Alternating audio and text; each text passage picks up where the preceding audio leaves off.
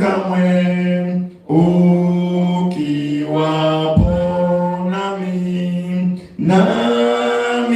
nikuandame siku zote. Baba yetu na Mungu wetu, asante kwa uaminifu wako na baraka zako. Bwana, tunakushukuru sana kwa sababu siku ya jana tulimaliza miezi 6 ya kipindi cha kwanza kwa mwaka wa 2026, na leo kwa neema yako tunaanza sehemu ya pili, miezi 6 ya pili katika mwaka huu 2026. Baba, tunaomba neema yako ituchukue umbali huu. Bwana, ulinzi wako ukawe pamoja na sisi. Mungu mtakatifu, tusaidie Bwana kuishindania imani kwa kipindi kizima cha mwaka tunachokiendea. Bwana, utukufu wako na uweza wako ukawe pamoja na sisi. Tuko tayari kusikia kutoka kwako. Roho Mtakatifu, tunajitiisha chini ya mamlaka yako. Tufundishe, tuelekeze, tubadilishe, tukemee, tuonye Bwana, na kutuzidishia maarifa sawa sawa na mapenzi yako. Tunaomba haya katika jina la Yesu Kristo, amen. Basi tunamshukuru Mungu tena leo, ikiwa ni siku ya 3 katika siku 5 ambazo Bwana ametupa. Tunaenda na somo letu lenye kichwa kinachosema wajibu wa kuishindania imani. Wajibu wa kuishindania imani, na tunashughulika sana na kile kitabu cha Yuda, na leo nikusomee mistari ile ya wa 8 na wa 9, alafu tutaendelea huko baadaye. Anasema hivi: kadhalika na hawa katika kuota kwao huutia mwili uchafu, hukataa kutawaliwa na kuyatukana matukufu. Lakini Mikael, malaika mkuu, aliposhindana na Ibilisi na kuhojiana naye kwa ajili ya mwili wa Musa, hakuthubutu kumshitaki kwa kumlaumu, bali alisema, Bwana na akukemee. Bwana Yesu asifiwe sana. Sasa tumekuwa tukiendelea kama somo letu linavyosema, wajibu wa kuishindania imani, na tulikuwa kwenye eneo la pili lililokuwa linasema kwamba watu wanaopinga imani yetu. Kwa nini tuishindanie imani? Najua kushindana maana lazima kuna mtu anayekwenda against our faith. Sasa huyo mtu ni nani? Tulikuwa tunaangalia jana, hao watu ni wakina nani? Yuda anatuambia, tumesoma ule mstari wa 4. Yuda anasema kuna watu waliojiingiza kwa siri. Wengine nilikwambia wachungaji, wengine maaskofu, wengine waumini wa kawaida wamejiingiza kwa siri. Sasa unajua ni ngumu sana, hata ukija kuniuliza mimi mchungaji, hivi unavyoangalia watumishi, nani ni mtumishi wa uongo, nani ni mchungaji wa uongo? Mimi siwezi kukwambia. Na Yuda ndio ameepuka huo mtego. Kwa hiyo Yuda anachofanya, akawa anatueleza sifa za watu hao waliojiingiza kwa siri, ili kila mtu akiona hizo sifa, akipambanua mwenyewe, basi angamue rohoni mwake kwamba huyu ni Mkristo mwenzangu, lakini inaonekana amejiingiza kwa siri. Kwa nini? Kwa sababu sifa zile alizozisema Yuda, hawamchi Mungu. Wewe unakuaje huko kanisani? Tunajua mtu kanisani shauku yake kubwa ni Mungu ambadilishe, shauku yake kubwa aweze kumcha Mungu, lakini huko kanisani unafanya matendo kama ya watu huko nje, hamna hofu na ile hali ya kumcha Mungu. Lazima utakuwa unatupa mashaka, Kwa hiyo anasema wamejiingiza kwa siri, maana yake hutawatambua kwa urahisi, kwa sababu na wao ni wajanja. Atajiita ni mchungaji, atafundisha hiyo kweli, atafanya nini, lakini ni mtu mtu aliyejiingiza kwa siri. Sasa mwalimu mmoja aliwahi kusema kwamba, alitoa mfano huu, akasema kulikuwa na kanisa mahali fulani. Sasa lile kanisa wazee walikuwa ni wagumu sana, conservative. Akaletwa mchungaji wa kwanza, akaona meza imekaa kama vile, akaona meza hii hapa ilipokaa, ngoja niitoe, nikiweka hivi itakuwa vizuri zaidi. Akaitoa kuihamishia mahali fulani. Wazee wakamjia juu sana, kwa nini umeondoa hii meza na kuweka hapa? Hii meza iko hapa miaka 20 iliyopita, haijawahi kuondolewa. Wewe umekuja juzi tu mchungaji, unataka kutuvurugia utaratibu. Nani kakwambia? Wakairudisha ile meza pale. Akaja mchungaji mwingine, na yeye kwa kuangalia anapanga kanisa na nini, akaona ile meza kama aiweke mahali fulani. Wazee wakamjia juu vile vile. Sasa akaletwa mchungaji wa tatu. Alipoletwa mchungaji wa tatu, wale wenzake wakamwambia, bwana, shida ya hapa iko hivi, wazee wataki kubadilika. Basi yule mchungaji akaichukua ile meza, akaisogeza kidogo. Watu wanaendelea, wanakuja kanisani, wanaimba. Jumapili ijayo akaisogeza kidogo. Wanaimba, wanaendelea. Jumapili ijayo akaisogeza mpaka ile meza akaipeleka mahali alikotaka, na hakuna mtu aliyepiga kelele. Kidogo. Ndio walimu wa uongo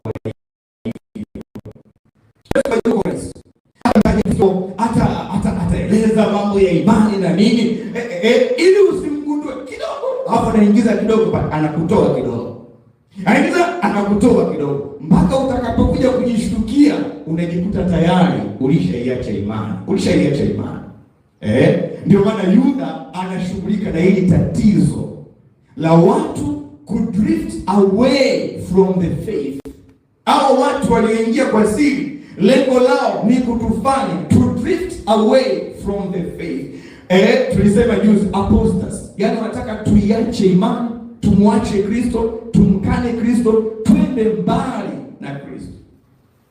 Ndio maana leo mtu akikwambia njoo ukanyage maji ya kisima cha uzima, inaonekana kama ni kitu kizuri vile, kizuri kwamba mikosi yako itaondoka, njoo ukanyage maji ya kisima cha uzima, wakati tunajua Yesu ndio maji ya uzima na sio vinginevyo. Kwa hiyo wewe utakwenda utakanyage, kesho atakwambia njoo, sijui uvae nguo sijui yenye kitu gani, utaona kama kitu, lakini anakutoa kidogo kutoka kwa Kristo. Ukija kushtuka, haupo kabisa kwenye imani.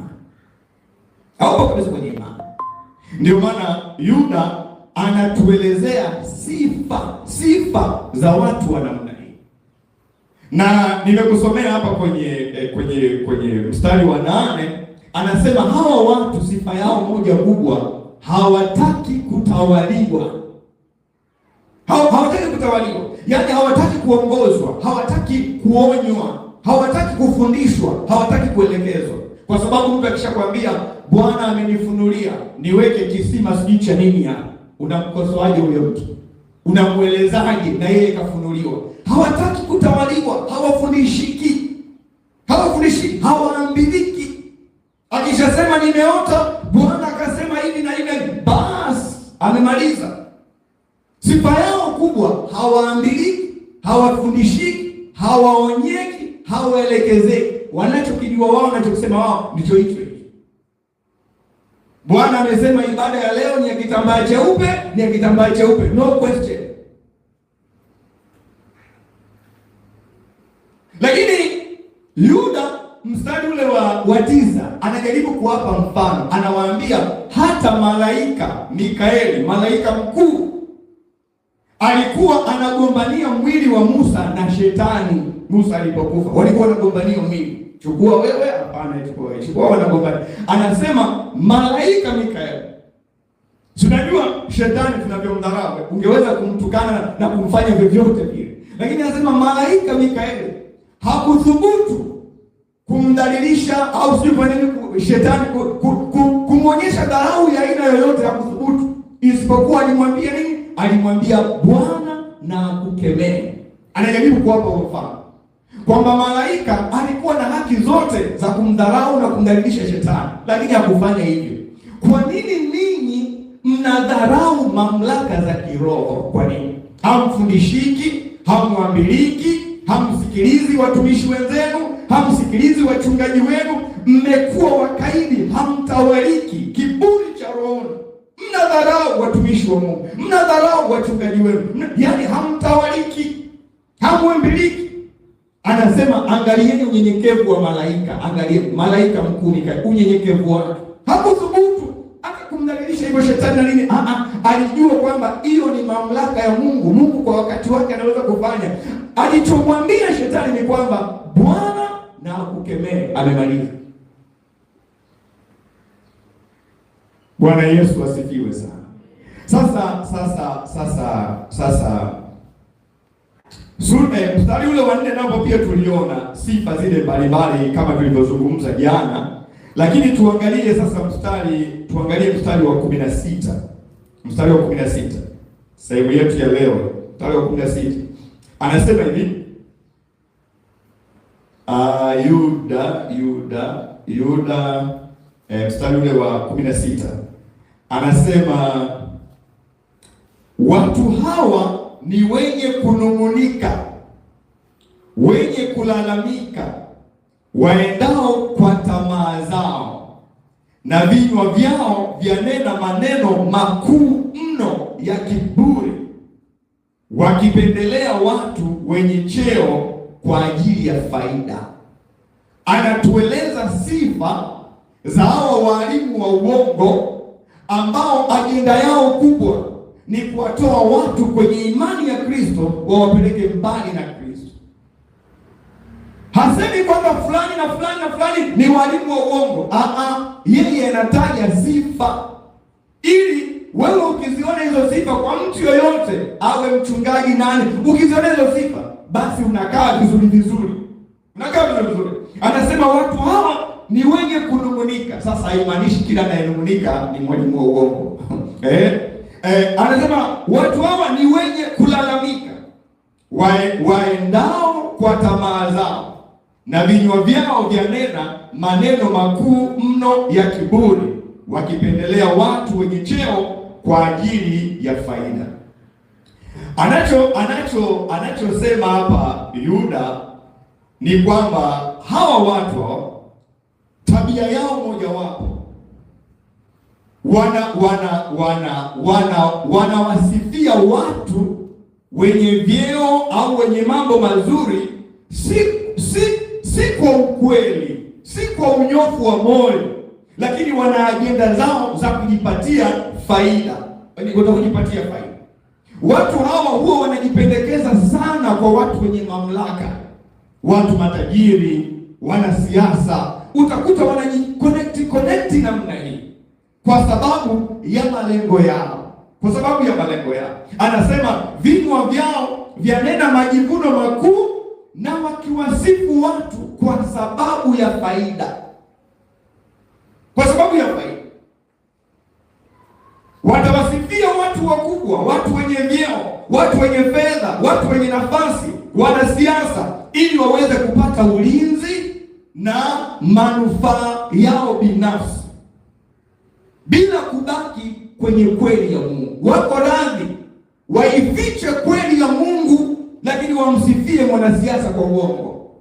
Waifiche kweli ya Mungu, lakini wamsifie tajiri fulani kwa uongo, ili wapate manufaa yao binafsi.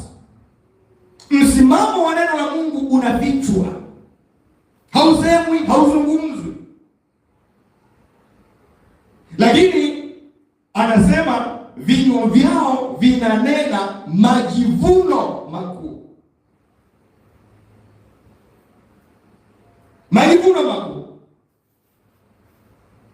Majivuno ya kujikweza. Walimu wa uongo sifa yao kubwa, vinywa vimejaa hali ya kujikweza.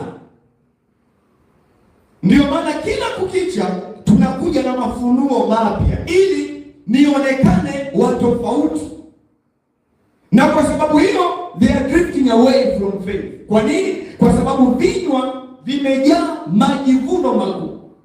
Bwana kaniambia si vibaya Bwana akasema, too much is harmful. Inakwenda hivyo, inakwenda, yaani unajipafu namna hiyo, unajipafu. Unataka watu wakuone wewe ni watofauti, kwamba uko sana na Mungu. Kwa hiyo yanakuja mafuno haya, yanakuja vinywa vimejaa hali ya majivuno makuu.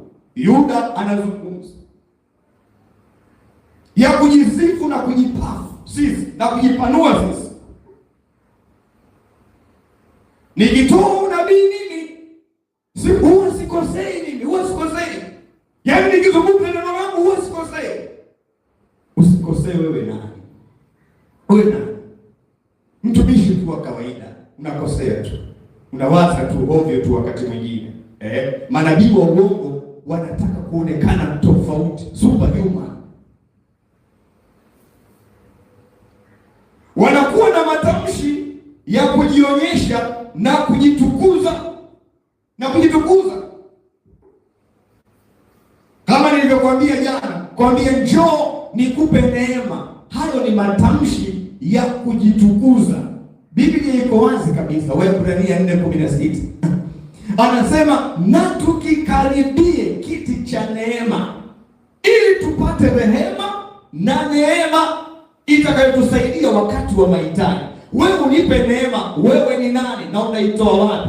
Wakati Biblia inasema tu neema inapatikana kwenye kiti cha neema, wewe na mimi tunapaswa kwenda. Unaponiambia kwamba bila neema yangu huwezi kuvuka, neema yako gani? Ipi?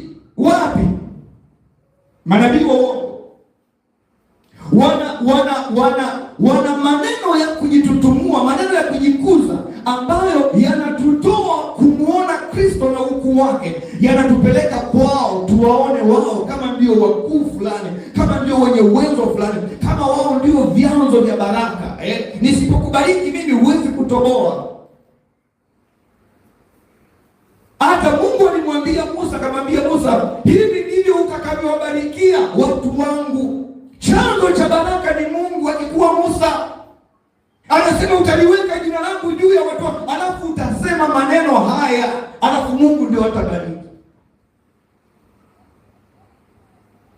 Kwa hiyo wakati mwingine tuna demand position ambayo ni ya Mungu. Wewe unadharau, mimi nisipokubariki.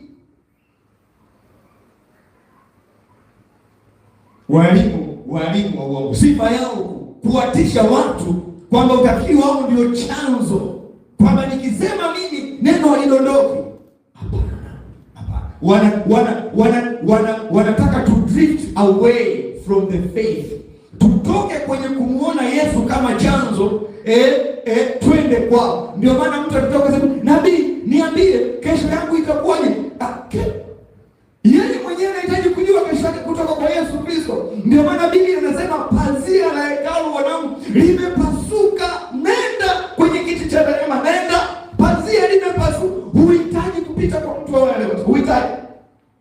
Sisi ni ziada, lakini Mungu alishapasua pazia la hekalu. Kwa nini tunalifunga tena pazia wakati lishapasuliwa? Kwa nini tunalifunga? Watu waambie watu wakitaka neema waende kwenye kiti cha rehema cha Yesu Kristo, kiti cha neema. Hapo ndipo watapata neema ya kuwasaidia kushinda dhambi, neema ya kuwasaidia kwenye ndoa zao, neema ya kuwasaidia kwenye biashara zao. Waende waombe, waitafute.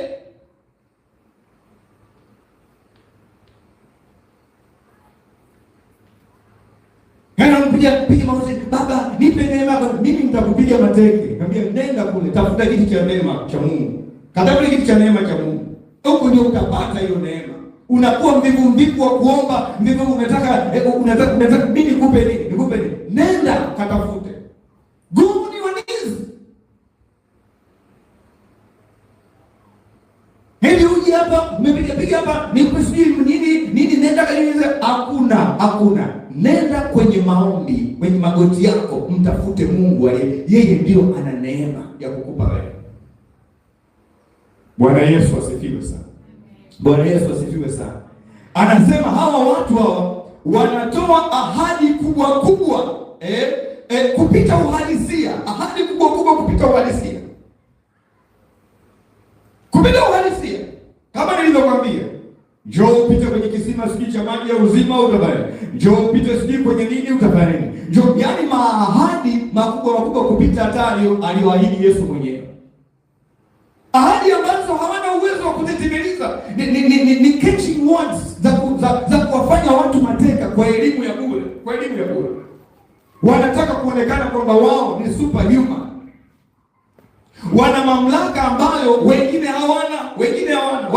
Wanataka kuonyesha kwamba wana mamlaka ambayo wengine hawana. Ndio maana nasema naona wewe maisha yako sijui kesho kama. Sasa nabii ameona kesho. Nabii unaanza kuhangaika. Yeye mwenyewe angekuwa anajua lini atakufa. Lakini hajui. Anakufa kama sisi. Hiyo inamaanisha nini? Hatusemi kwamba Mungu huwa anatoa karama ya neno la maarifa, neno la hekima, umeona? Lakini hiyo sio huduma ya muendelezo kwamba kila siku atakuwa anayaona maisha. Yaani kama Mungu anaruhusu mimi niyaone maisha yako kila siku, mimi nitakuwa Mungu wako. Nakwambia. Kila siku unataka kuja kwangu, niambie kesho yangu itakuwaje. Na Mungu ametuficha hilo kabisa. Kabisa. Yaani kama mtu ana uwezo wa kukwambia kesho yako, kesho kutwa yako, mtondogo wako, yaani huyo ni Mungu kwako tayari. Tayari. Ndio maana wachawi wana roho tu ya utambuzi. Roho tu ya utambuzi. Hata hawawezi kuona maisha yako yote, wataona vitu vichache tu hapa na pale. Wana roho. Kwa hiyo anaweza kukwambia tu kesho kitakuja ile anaweza kukwambia. Lakini na ndio maana unaona watu wanawaendea sana waganga kwa sababu kaniambia mambo yangu ya ukweli. Ana roho ya utambuzi. Ndio maana Biblia inasema nabii yoyote akiota ndoto ikatukia, akaona maono yakatukia, akasema neno likatukia, lakini akikupeleka kwa Mungu mwingine. Swala sio kuota alafu itukie. Swala sio kusema ikatokea. Anakupeleka au anafanya hivyo kwa influence ya Mungu yupi? Roho gani iliyo nyuma yake? Kwa hiyo iko nguvu kubwa katika ushawishi wa maneno kuliko tabia, kuliko utakatifu na usahihi wa mafundisho. Walijidai kwamba wao au wanajidai kwamba wao ni badala ya Kristo. Anaendelea nasema hawa ni watu wenye kulalamika.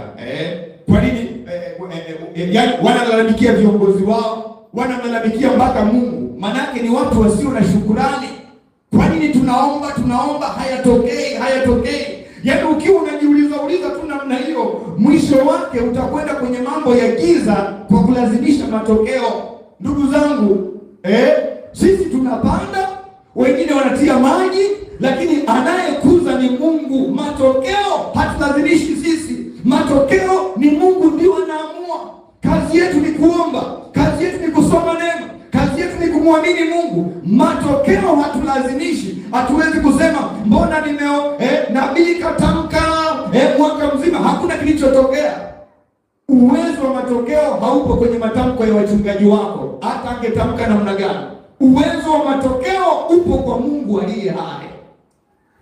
Sasa sikukatalii kutamkiwa na nabii wako au mchungaji wako, lakini unaweza ukatamkiwa mwaka mzima, ukaja mwaka mwingine ukatamkiwa mwaka mwingine mzima, na chochote kisitokee, kwa sababu hatujampa Mungu heshima yake. Tunaona kama matokeo yako kwenye uwezo wa wanadamu. Biblia iko so clear.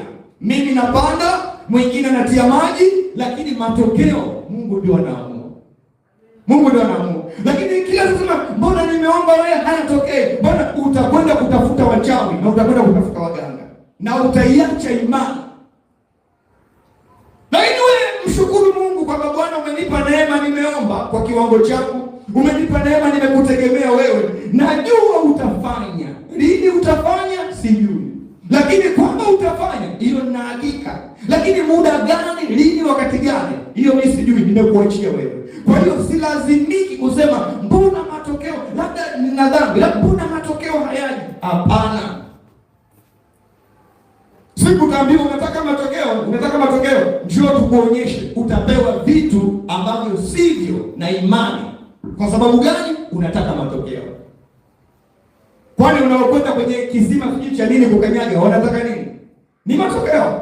Wanaokwenda sijui kula vitu gani vyote, wanalazimisha matokeo kabla ya wakati wa Mungu na matakwa ya Mungu. Wanalazimisha.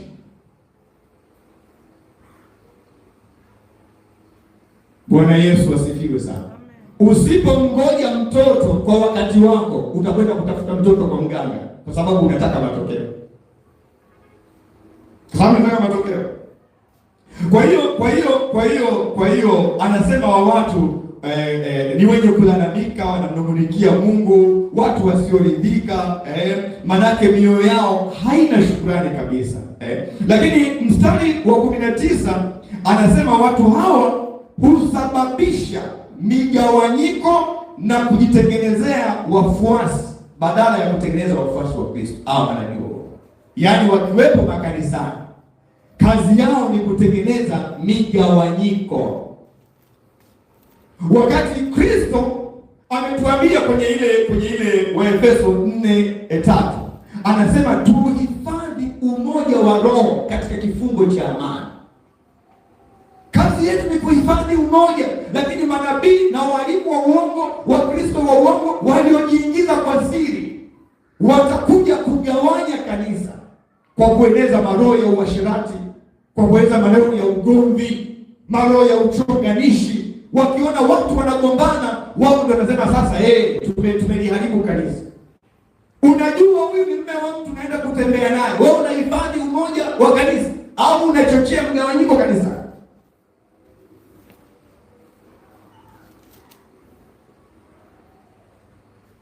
Kwa hiyo anasema hawa watu wanachochea migawanyiko na wanajitengenezea wafuasi. Yesu amesema tumtengenezee yeye wafuasi, tuwafundishe watu wote wawe wanafunzi wake. Mimi sitengenezi wafuasi wa kunifuata mimi, hapana. Mimi sina mimi. Nikikufundisha neno, nataka wewe umfuate Kristo kama mimi ninavyomfuata Kristo. Lakini walimu wa uongo wao wanajitengenezea wafuasi, makundi. Wanataka watu wawafuate, wawasifie, wawainue, wawafanye kuwa public figures. Wanataka umaarufu, hiyo popularity hiyo. Kwa hiyo watafanya mambo yasiyoeleweka, mambo yasiyopatana na Biblia ili kutafuta umaarufu na kutafuta wafuasi na kutafuta hiyo popularity. Ndio maana hata Petro anasema kwenye waraka wa pili wa Petro, kwenye waraka wa pili wa Mtume Petro sura ile ya 2 na mstari ule wa 18 na wa 19 anajenga hoja hiyo pia. Anasema maana wakinena maneno makuu mno ya kiburi kwa tamaa za mwili na kwa ufisadi huwahadaa, yani wadanganya watu walioanza kuwakimbia wale wanaoenenda katika udanganyifu. Mstari wa 19 wakiwaahidia uhuru, nao wenyewe ni watumwa wa uharibifu. Maana mtu akishindwa na mtu huwa mtumwa wa mtu yule. Naona sifa ya walimu wao, wanawaahidia watu uhuru ambao hata wao wenyewe hawana. Ndio wao walikuwa wanawaambia kwamba kuokolewa tunaokolewa kwa neema tu. Kwa hiyo hata ukiwa mzinifu ni neema ya Mungu tu, ni neema ya Mungu tu. Kwa hiyo wewe kuwa huru tunavyotaka kuishi. Yaani wanawaahidia watu uhuru ambao hata wao wenyewe hawana huo uhuru. Kwa sababu unapokuwa mtumwa wa dhambi, wewe unakuwaje huru? Unakuwaje huru? Kwa hiyo unamwahidia mtu uhuru ambao hata wewe hauna huo uhuru. Tunaibagaza neema ya Mungu. Neema ya Mungu isiyokupeleka mbali na dhambi, hiyo sio neema ya Mungu. Neema isiyokufundisha kuacha dhambi, hiyo sio neema ya Mungu. Kwa hiyo walikuwa na lugha za kujikweza, walikuwa na ahadi kubwa zisizo na msingi, lakini lugha yao ni ya kuvutia, lakini sio na uzima wa kweli, sio na uzima wa kweli. Wanawaahidi watu uhuru ambao wao wenyewe hawana huo uhuru wa kuishi mtu atakaye. Kama nilivyosema, neema siku zote inakufundisha kujali utakatifu, kufuata utakatifu. lakini wao walitoa tafsiri potofu ya uhuru tunaoupata katika Kristo. Wao wenyewe ni watumwa wa dhambi, watumwa wa uharibifu, ingawa walionekana kwa nje kama vile wako huru, lakini tamaa za mwili zinawasumbua, tamaa ya pesa, majivuno, dhambi. Na ndugu zangu, mtu hawezi kuwaongoza wengine kwenye uhuru ambao yeye mwenyewe hana. Hawezi. Huwezi kuongoza watu kwenye uhuru ambao wewe mwenyewe huna. Uzinifu umekushinda, unafikiri utawaongoza watu kwenye kutokuzini? Haiwezekani. Utatafuta mambo ya kujikava tu ili uonyeshe uhalali wa hayo mambo. Ndio walimu huo. Kipimo cha kweli cha uhuru wa Kikristo si uwezo wa kufanya tunayotaka, bali uwezo wa kumtii Kristo. Uhuru wa Biblia ni uhuru ambao hauondoi utakatifu, bali unatupeleka kwenye utakatifu. Sasa jana nilikwambia kwamba baada ya kueleza hizo tabia, anakuja mstari wa 11 anatupa mifano ya Agano la Kale, mfano ya Agano la Kale, ili kuendelea kusime tabia za hao watu. Anasema ole wao, kwa sababu walikwenda katika njia ya Kaini na kulifuata kosa la Balaamu. Kaini kwanza, Balaamu pasipo kujizuia kwa ajili ya ujira, nao wameangamia kwa maasi ya Kora. Ili tuelewe vizuri walimu wa uongo na watu waliojiingiza kwa siri kuharibu imani yetu, Yuda anatupa mifano ya watu watatu walioanguka. Anaeleza makosa yao ili anazidi kupanua sifa za hao watu waliojiingiza kwa siri, wanaotaka tuharibu imani yetu, wanaotaka sisi to drift away from the faith. Mtu wa kwanza anamtaja Kaini, kwamba hawa watu wamekwenda kwenye njia ya Kaini. Tunaangalia sura ya 4 kitabu cha Mwanzo. Kaini alienda kwenye njia gani? Kaini alimuua ndugu yake kwa sababu ya wivu na chuki. Wivu na chuki. Kwa hiyo anachotuambia Yuda ni kwamba sifa nyingine kubwa ya walimu wa uongo, wana wivu na wana chuki. Maana yake anaweza akakuua kama vile alivyofanya tu Kaini. Anaweza akakuua. Hawa sifa yao kubwa, hawaonyeki. Kaini alikataa mpaka maonyo ya Mungu, hatawariki, hafundishiki, hakuna wa kumwambia. Ndio anasema wamekwenda kwenye njia ya Kaini. Hakuna askofu atakayemwambia kitu, hakuna mchungaji atakayemweleza kitu, hatawariki. Amekwenda kwenye kosa la Kaini. Kaini pamoja na kuambiwa na Mungu kwamba dhambi iko mlangoni na kuotea, angalia umepata shida, Kaini hakusikiliza, hakutawalika, wala hakutaka kumfuata. Ndio anatuambia hapa, hao manabii wa uongo waliojiingiza kwa siri, Wakristo waliojiingiza kwa siri ndani ya kanisa, hawana lengo la kumcha Mungu, hawatawaliki, hawaonyeki, hawaamiliki, wala hawabadiliki.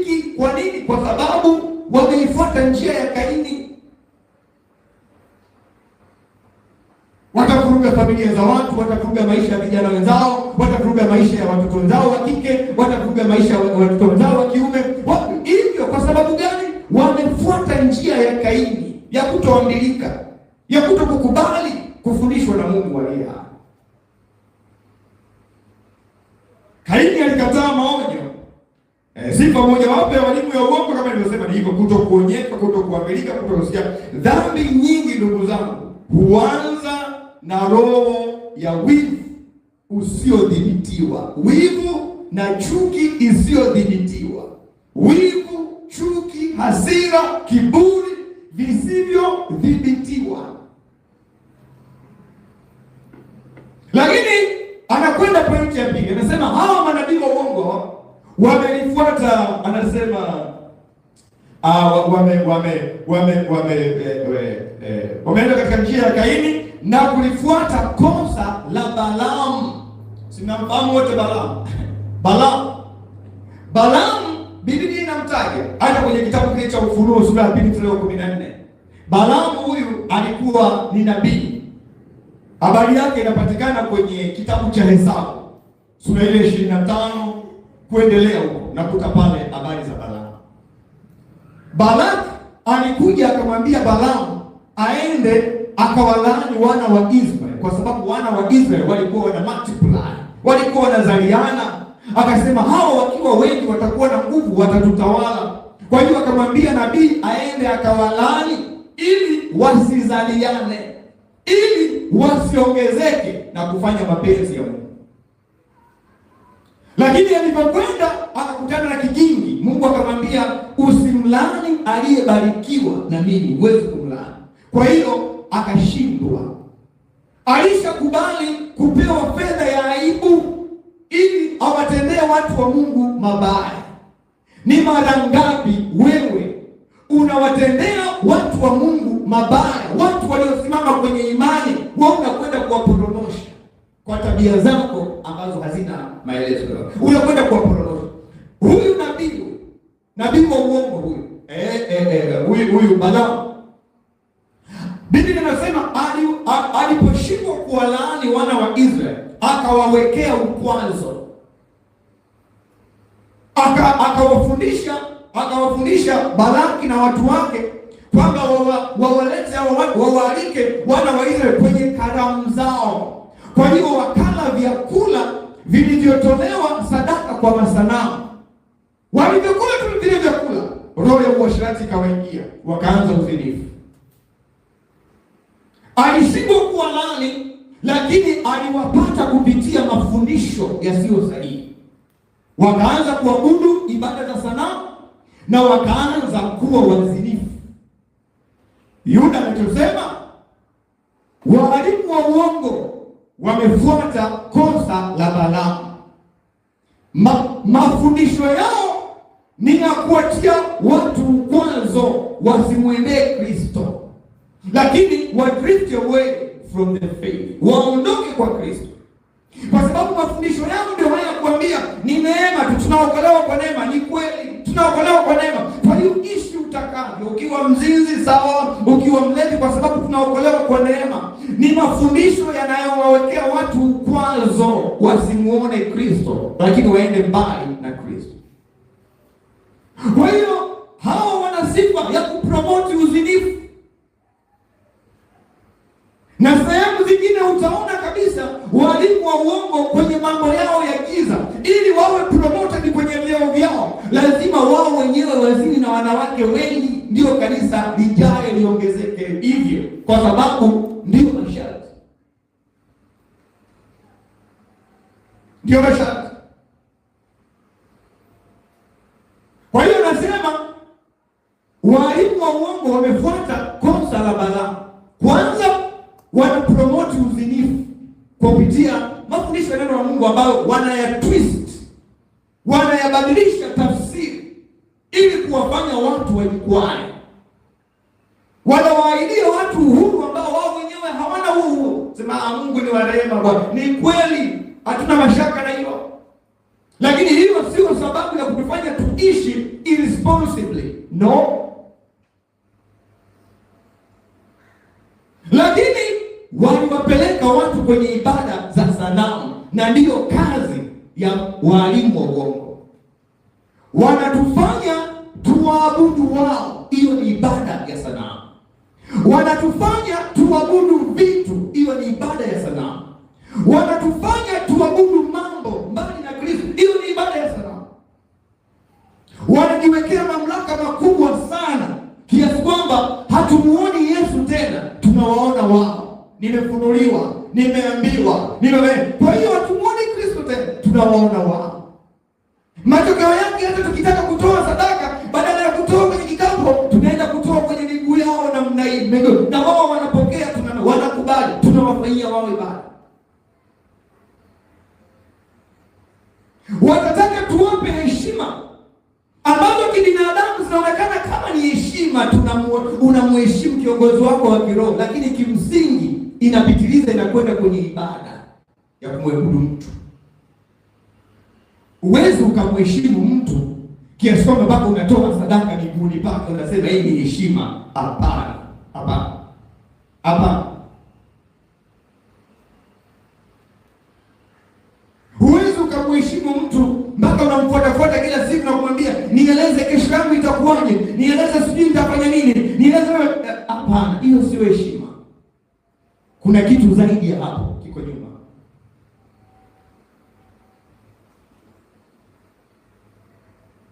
Kwa hiyo anatuambia sifa za manabii wa uongo. Hataji kwamba fulani ni nabii wa fulani, anasema sifa. Kwa hiyo ukiona tu hayo, wewe usimuulize mtu. Kiongozi anayetaka heshima iliyopitiliza, huyo anaelekea kwenye kutaka kuabudiwa, na ndiyo sifa ya walimu wa uongo. Sifa ya walimu wa uongo.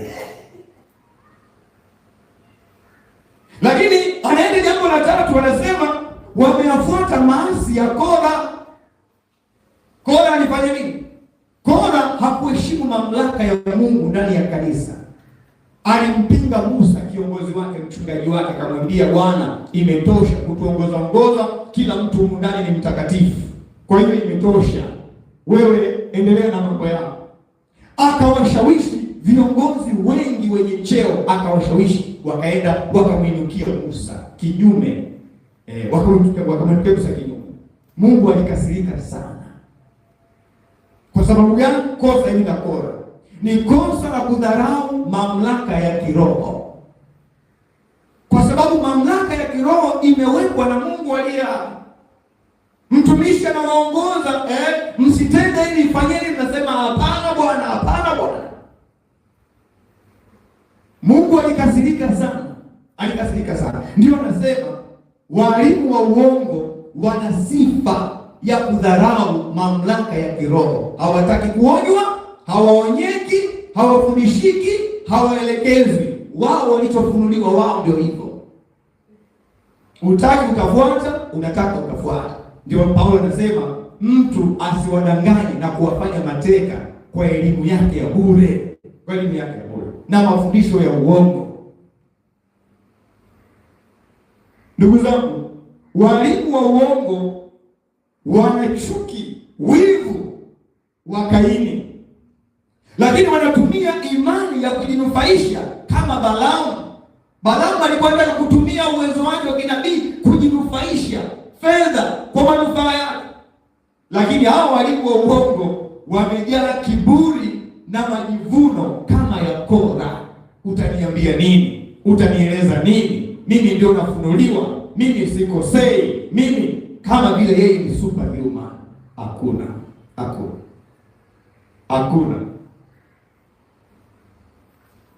Ni mwanadamu kama sisi, anakwenda chooni kama sisi, anakula kama sisi, anakosea kama sisi, na ndio maana Yesu akasema pazia la hekalu limepasuka. Hana tofauti yoyote na wewe. Kama yeye anaweza kuwa na access kwa Mungu, na wewe unaweza kuwa nayo hiyo access. Kama Mungu anasema na yeye, Mungu anaweza kusema na wewe, akufundishe principle za kumkaribia Mungu aliye hai. Asikufundishe wewe umtegemee yeye. Hapana. Kichwa kinauma tu, tayari ushapiga simu, tafikiri yeye ni mganga wako, ni yeye ndio yengizi yako. Hapana. Akufundishe principle na kanuni za kumwendea Mungu aliye hai pale unapopata changamoto, kwa sababu pazia la hekalu limepasuka. You are free to go kwa Mungu aliye hai. Sasa hiyo haikatazi kusaidiana, kwamba mchungaji nisaidie hapa, nimeelemewa hapa, haikatazi, lakini haitufanyi ndio tuwafanye wao ni miungu yetu. Hapana. Ndio Yuda anasema tuishindanie imani. Lakini jioni ya leo nimalizie kwa jambo la mwisho, pengine tutaendelea nalo kesho. Hili jambo la mwisho, madhara ya watu wanaoipinga imani.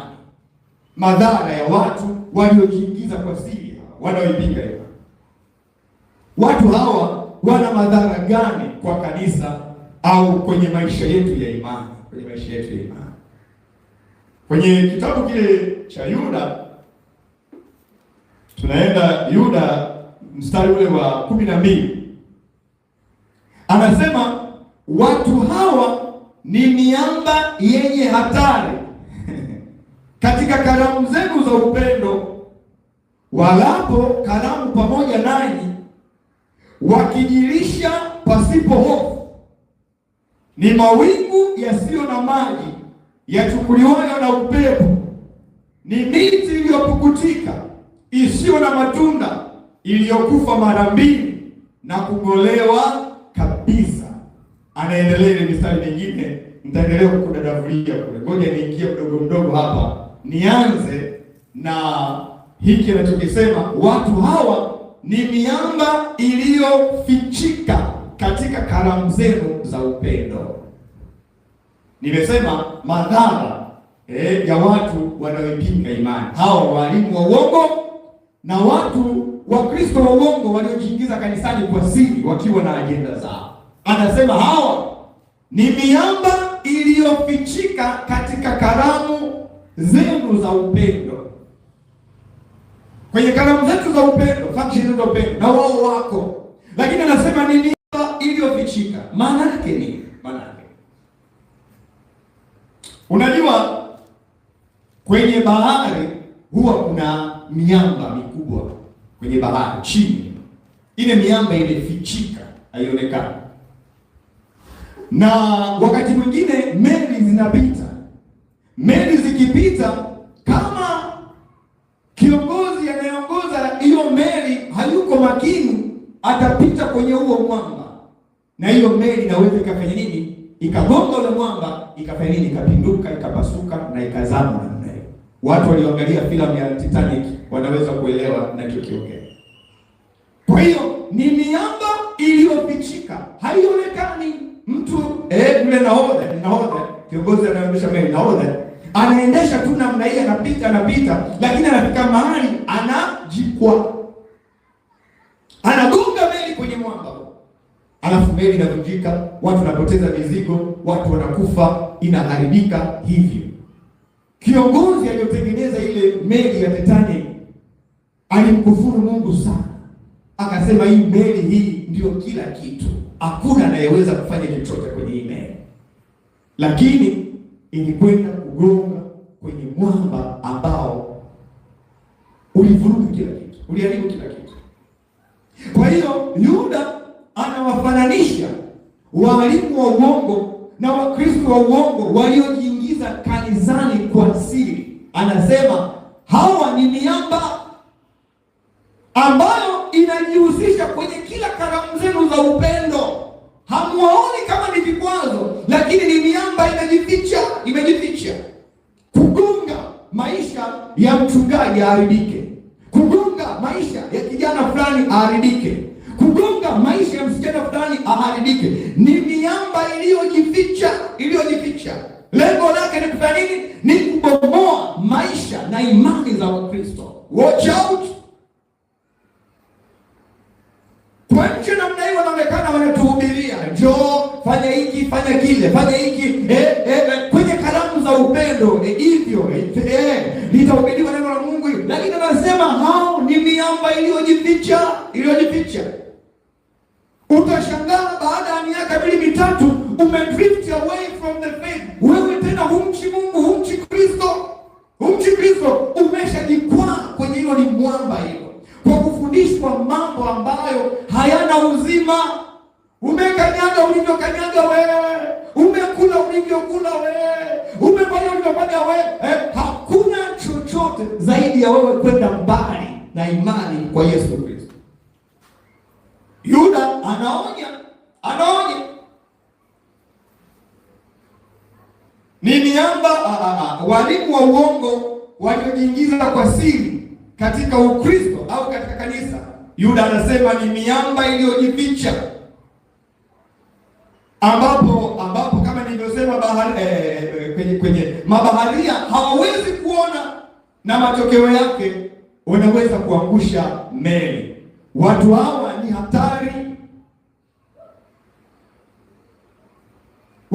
hatari. Kwa sababu uharibifu wao hauko dhahiri. Uharibifu wao umejificha. Haji tu akakwambia mimi ni mwalimu wa uongo, hapana. Haji kanisani akakwambia mimi ni Mkristo tu tu na ajenda zangu hapa. Hapana, amejificha. Ukiimba na yeye anaimba, ukicheza na yeye anacheza, lakini ana target yake ya kuharibu imani yako, ya kuharibu imani yako. Ndio maana Yesu amesema tulipolala adui akaja akafanya nini? Akapanda magugu. Ndio maana hata kanisani huwezi kujua. Muangalie jirani yako, nasema muulize, wewe ni gugu au ni ngano? Kwa sababu unaweza ukawa huko pembeni yangu hapa, tunaimba wote, tunacheza, kumbe wewe ni gugu, na kazi ya gugu ni kunyonya chakula chote ili ngano isipate chakula. Ifanye nini? Ngano ikonde, alafu isizae vilivyo. Kwa hiyo umekaa na gugu, litakunyonya, litakuingiza kwenye uasherati, litakuingiza kwenye zinaa, litakupa maneno machafu, litakupa hivyo, mpaka unatamani unadhoofika. Uharibifu wao umejificha, hauko dhahiri, mpaka ukija kushtuka namna hii, haupo tena kwa Kristo, uliharibika siku nyingi. Anasema hawa ni watu hatari kwa imani.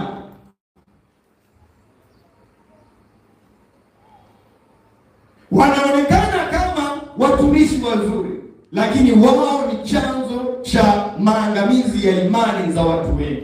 Kama meli inavyoweza kugonga mwamba uliojificha na kuzama, ndio waumini wanavyoweza kuharibiwa na mafundisho yao ya uongo. Ndio ndoa za watu zinaharibiwa na mafundisho ya namna hiyo, yanagonga mwamba. Ndoa zinakuwa chali. Kwa sababu gani? Aina ya mafundisho. Vijana wanaharibika kwa sababu gani? Aina ya mafundisho. Ndio maana sio kila mtu anayeitwa mtumishi wa Mungu ndani ya kanisa ni salama kiroho. Hapana. Sio kila anayehubiri kwenye television na kwenye radio ni salama kiroho. Hapana. Sio kila unayemsikiliza kwenye YouTube na kwenye sijui nini ni salama kiroho. Hapana. Wengine ni miamba hatari. Uharibifu wao hauonekani kwa dhahiri, umejificha.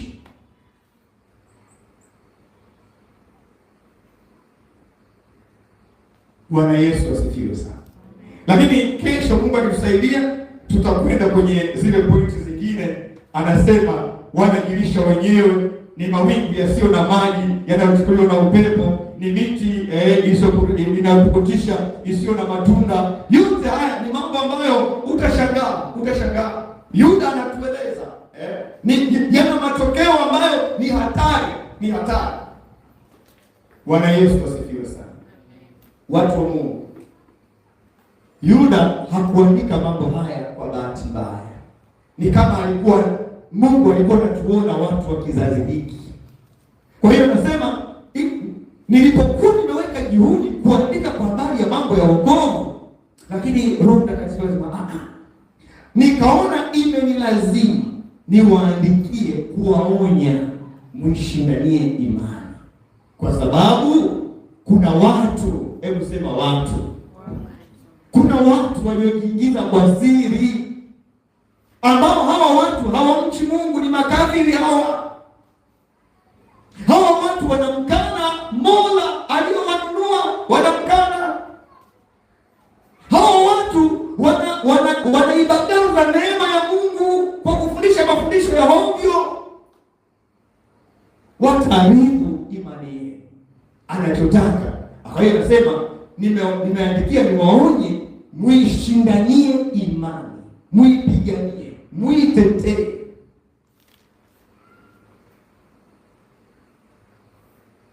Swala la kupigania na kuishindania imani sio la mchungaji wako, wala sio la mama, wala sio la baba. Nilikwambia jana, ukipoteza imani umepoteza maisha yako.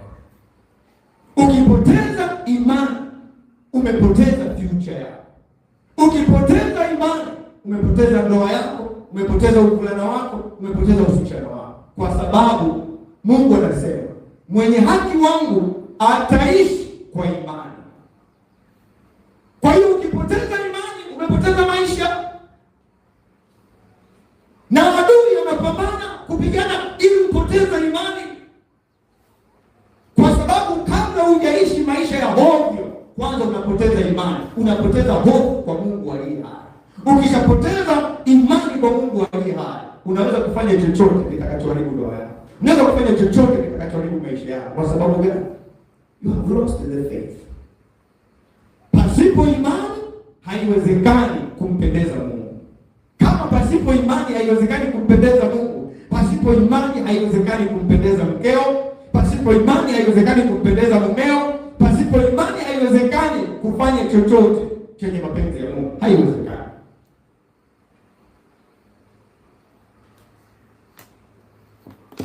Ulimwengu umeharibika.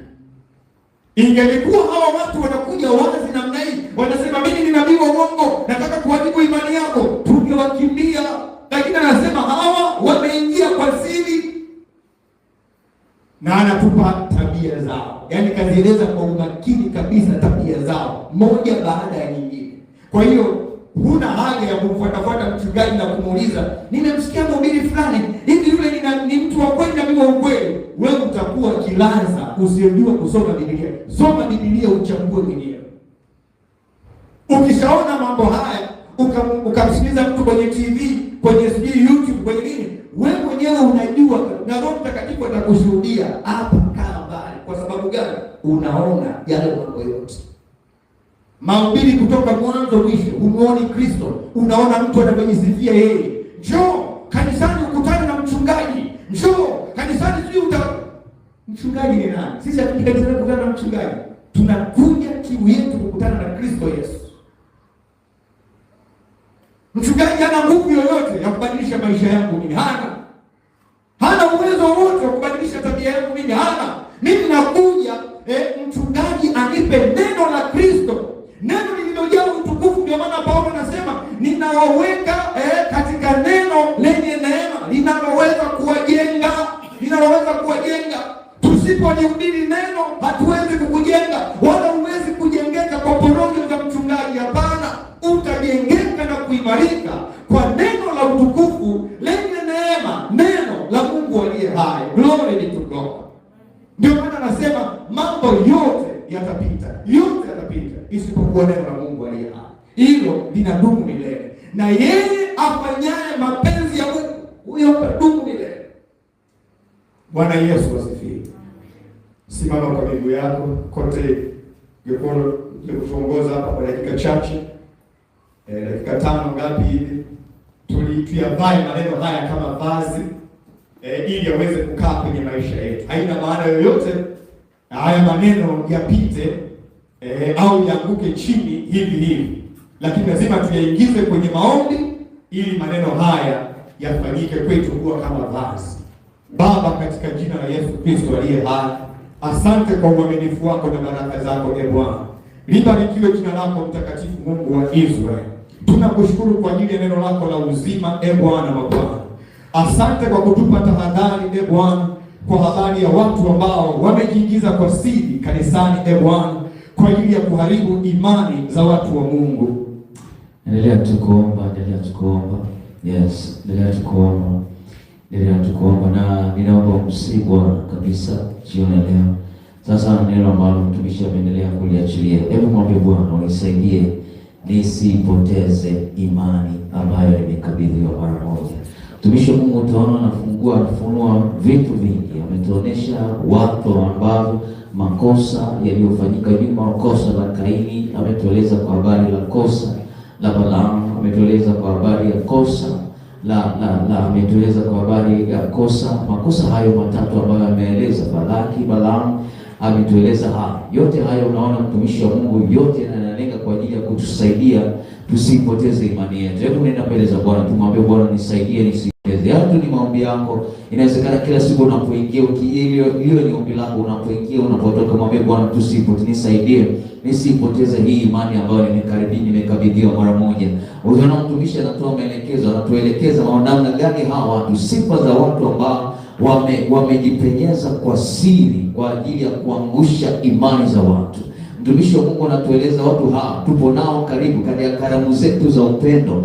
Ni watu ambao wanajihudhurisha pamoja na sisi katika karamu zetu za upendo. Tuko nao, lakini lengo lao ni kuhakikisha wanaangusha imani za watu wa Mungu wale hai. Mwambie Bwana nisaidie nisipoteze imani, nisipoteze hii imani. Mwambie tu Bwana nisipoteze hii imani. Tumeelezwa ni mfano wa miamba ambayo imefichika ni mfano wa miamba ambayo imevunjika. Mwambie tu Bwana Yesu nisaidie. Watu hawa ni mfano wa miamba. Wale wengine wamejificha ili nigongane na hiyo miamba niweze kuanguka, lakini Bwana nisaidie nisiipoteze hii imani. Nisaidie nisiipoteze imani katika jina la Yesu. Yaani ni maombi yako, unawaombea watoto wako, unamwambia Bwana niwasaidie watoto wako wasipoteze imani. Wasaidie watoto wako. Unaliombea kanisa, mwambie Bwana nisaidie kanisa lako tusipoteze imani katika jina la Yesu. Tusipoteze imani katika jina la Yesu. Tusipoteze imani katika jina la Yesu. Bwana tusaidie watoto wako Bwana. Tumelielewa neno lako la uzima ambalo Bwana umeliachilia katikati yetu siku ya 3 ya semina. Yesu Kristo umeachilia mafundisho haya kutukumbusha, kutuelekeza, kutusaidia Bwana na kutuelimisha na kutupa ufahamu na maarifa Bwana. Asante kwa kumwachilia Roho wako wa maarifa Bwana juu yetu. Asante kwa kutuelimisha kwa Roho wako wa neema Bwana katika jina la Yesu jioni leo. Siku hii ya 3 Bwana Mfalme maana umeachilia mambo mengi Bwana ambao yatatusaidia Bwana tusipoteze imani Bwana. Sifa za wale ambao wamejipenyesha Bwana kwa siri Bwana katikati ya imani zetu Bwana, wakilenga kuangusha imani za watoto wako Bwana. Mungu ninakusihi juu ya kila mmoja ambaye ameingia siku ya 3 ya semina. Msaidie kila mmoja Bwana asipoteze imani Bwana katika jina la Yesu Kristo. Asipoteze imani Bwana katika jina la Yesu. Asipoteze imani Bwana. Asipoteze imani Bwana. Asipoteze imani Bwana katika jina la Yesu. Kwa damu ya Yesu Kristo wa Nazareti, kwa damu ya Yesu, kwa jina la Yesu, kwa damu ya Yesu, kwa jina la Yesu, kwa damu ya Yesu, kwa jina la Yesu, katika jina la Yesu, katika jina la Yesu, katika jina la Yesu. Hebu nisikilize tu, kuna kitu ambacho Roho Mtakatifu anasukuma hapa. Rabusi, asante Yesu, asante Yesu. Asante Yesu. Kuna kitu ambacho Roho Mtakatifu anasukuma. Mambo yote haya mtumishi wa Mungu alivyosema, na ndio maana huwa anakaza na kwambia mimi siwezi kukuambia ni mtumishi gani. Siwezi kukuambia ni mtumishi gani kwamba ukimwangalia ukiniuliza kwamba huyu ni kama mwamba au ni mtu ambaye anafundisha mafundisho ya uongo. Kwa nini amesema Yuda hakutaka kuingia kwenye mtego huo? Alikuwa anawapa watu sifa ili watu wapate kutambua, wakikutana na watu wa namna hiyo, wakiwaona watu wa namna hiyo, waweze kuelewa hawa ni watumishi dhahiri wa Mungu ama ni watumishi wa uongo. Hebu nenda mbele za Bwana sasa. Mwambie Bwana, nipe roho ya ufahamu, nipe roho ya kutambua. Biblia inasema zijaribuni hizo roho, zijaribuni hizo, that is some spirit. Hebu mwambie tu Bwana, nipe roho ya kutambua nitakapokutana na hawa. Wale wengine inawezekana ukawa ni mtu unayesikiliza lakini uchambui kile kinachozungumzwa hapa. Na wakati mwingine unaona taratibu imani yako inaanza kupotea, inaanza kukengeuka. Kuna namna fulani unaanza kuwa mkavu wa imani katika Kristo. Kwa sababu gani? Kuna mtu tu umemtegea sikio, umeanza kumsikiliza. Tangu ulipoanza kumsikiliza huyo mtu, ulipoanza kumtazama huyo mtu, kuna namna imani yako imeanza kusheki. Hebu mwambie Bwana, jioni ya leo napotoka mahali, nipe Roho wako Mtakatifu wa kunisaidia kutambua, Roho wako utakayenisaidia kutambua hao watumishi ambao wamejipenyeza kwa siri, ambao ni mfano wa miamba, mawingu yanayopeperushwa na upepo. Hebu mwambie Bwana nisaidie roho ya kutambua, na discerning spirit. Bwana kusaidie kutambua na kuelewa mafundisho ambayo utakutana nao, ili ujue kabisa, kwa sababu mtumishi wa Mungu amekuambia hapa, hawezi kukuambia ni mtumishi gani, lakini utakutana na mafundisho haya, utayaona mafundisho haya, utakutana na watu. Kama usipokuwa na jicho la kuona au macho ya roho, uwezo wa kutambua, maana yake ni rahisi sana wewe ukagongana na huo mwamba, ukaanguka na imani yako ikaanguka, imani yako ikapotea. Mwambie Bwana jioni leo katika jina la Yesu nisaidie. Tunataka jioni leo kunisema na leo wenye Misri, wenye mfano Bwana wa Kora, wenye mfano Bwana wa Balaki na Balaamu Bwana, wenye mfano Bwana wa Kaini, nisaidie Bwana roho wako kunisaidia kutambua. Achilia roho wako ndani yangu kunisaidia kutambua Baba, kwa jina la Yesu Kristo wa Nazareti.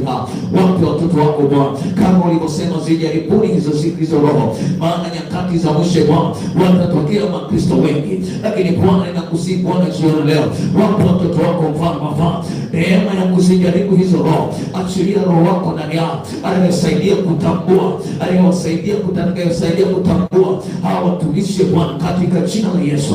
Mafundisho Bwana, katika jina la Yesu, ambayo taratibu yanaweza kuwaondoa katika msingi wa imani, katika jina la Yesu, kwa damu ya Yesu, kwa damu ya discerning spirit, kwa jina la Yesu, kwa damu ya Yesu, kwa jina la Yesu, iwe juu yako kuanzia sasa unapotoka mahali hapa, kwa damu ya Yesu, kwa jina la Yesu, katika jina la Yesu Kristo wa Nazareti.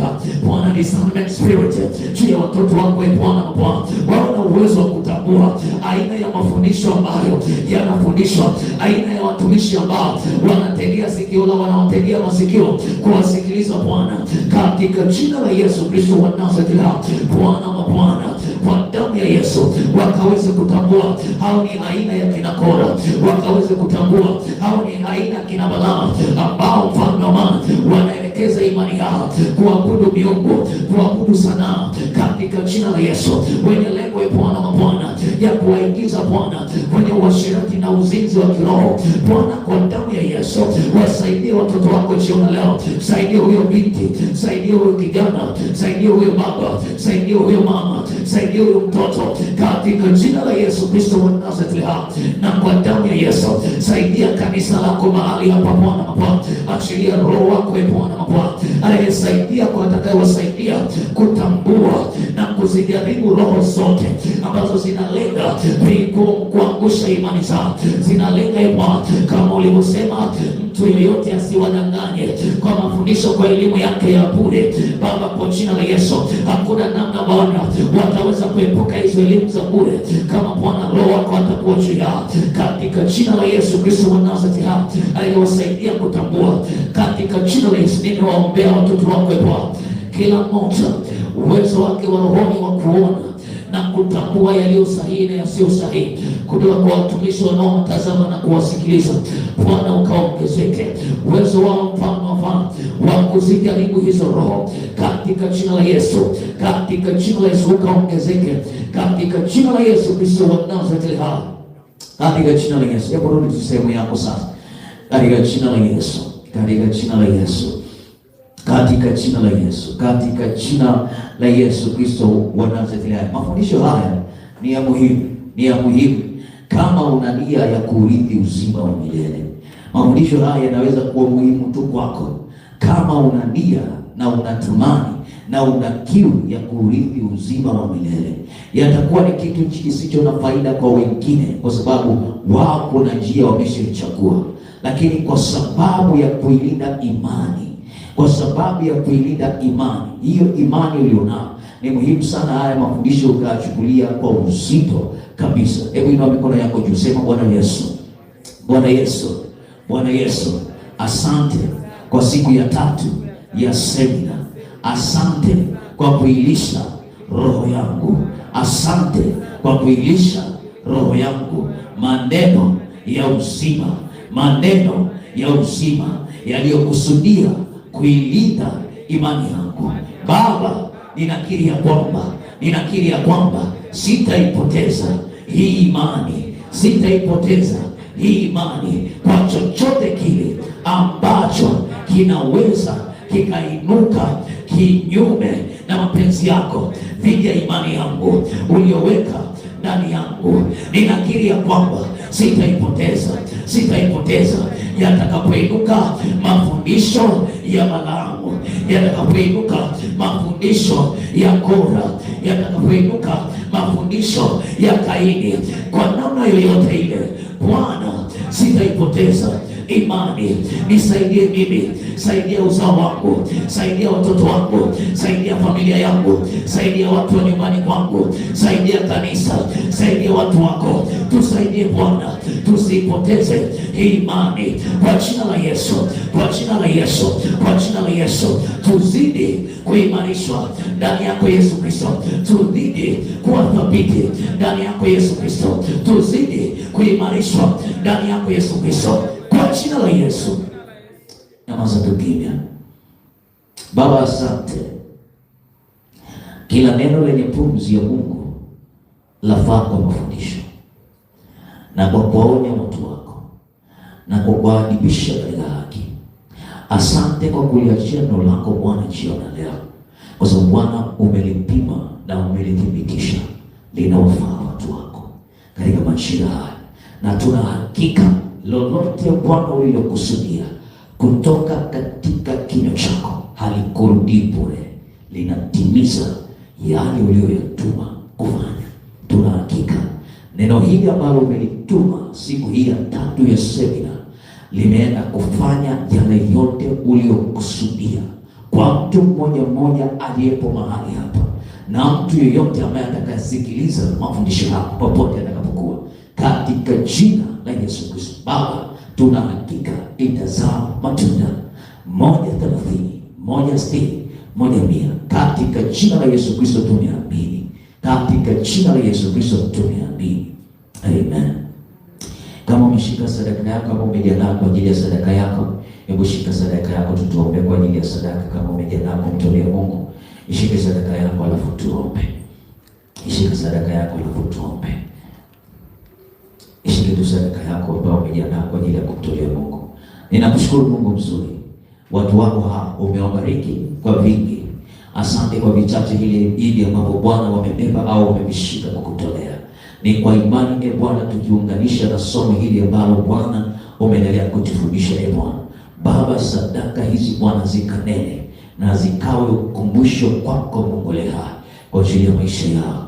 Pale ambapo wametoa ukawazidishe na kuongeza Bwana. Pale ambapo wametoa kwa imani na kwa furaha na kwa moyo wa kujuvu Bwana na kwa ukarimu Bwana, wakazidi kuwa wengi na sio wachache katika maeneo ya maisha yao, katika jina la Yesu Kristo wa Nazareti. Kaza imani yao, imarisha imani yao, wape uthabiti Bwana, yeyote asiwayumbishe ama kuwaondoa katika imani.